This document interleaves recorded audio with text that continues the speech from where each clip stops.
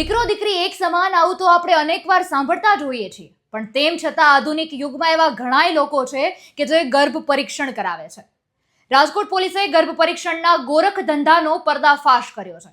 એટલું જ નહીં, આ મહિલા અગાઉ પણ આ કાળા ધંધામાં જેલની હવા ખાઈ ચૂકી છે. ત્યારે સમગ્ર મામલો શું છે, જાણીએ આજના વિડીયોમાં. રાજકોટ એસઓજી પોલીસને બાતમી મળી હતી કે શહેરના સહકાર મેઇન રોડ પર રઘુવીર સોસાયટીમાં પ્રધાનમંત્રી આવાસ યોજનાના શ્રી સીતાજી ટાઉનશીપ ક્વાર્ટરમાં રહેતી અને નર્સિંગ હોમ કેરનો બિઝનેસ કરતી સરોજ ડોડિયા ગેરકાયદેસર ગર્ભ પરીક્ષણ કરે છે. આ માહિતી આધારે ટ્રેપ ગોઠવવામાં આવ્યું અને ડમી સગર્ભા મહિલા પોલીસ કોન્સ્ટેબલને તેને ત્યાં મોકલવામાં આવી અને આ ટ્રેપમાં આરોપી મહિલા ફસાઈ ગઈ હતી. આ મહિલા ₹18,000 ગેરકાયદેસર ગર્ભ પરીક્ષણ કરે છે અને ₹20,000 ગર્ભપાત પણ કરતી હોવાનું સામે આવ્યું છે.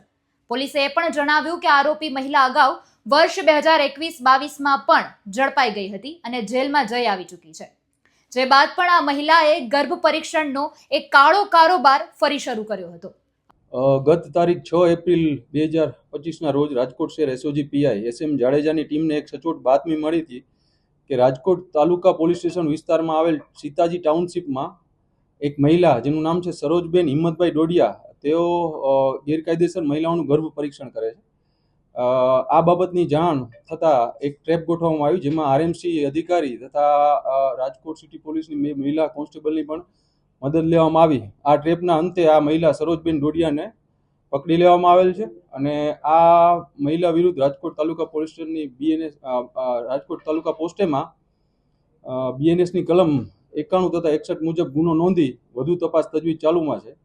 આ મહિલા પાસેથી 4 લાખની કિંમતનું એક સોનોગ્રાફી મશીન પણ કબજે લેવામાં આવેલ છે. આરોપી મહિલાના ઘરેથી પોલીસે ₹4 લાખની કિંમતનું સોનોગ્રાફી મશીન, ગર્ભ પરીક્ષણ માટે ઉપયોગમાં લેવાતી 50ની જેલ બોટલ, સોનું પ્લાસ્ટિક, એક ટેબલ સહિત ₹4,10,150નો મુદ્દામાલ જપ્ત કર્યો છે. હાલ આ મામલે તાલુકા પોલીસ મથકમાં ગુનો દાખલ કરવામાં આવ્યો છે. જોકે અત્યાર સુધીમાં મહિલા દ્વારા કેટલા ગર્ભ પરીક્ષણ કરવામાં આવ્યા છે તે બાબતે પોલીસે પોતાની વધુ તપાસ હાથ ધરી છે. નમસ્કાર.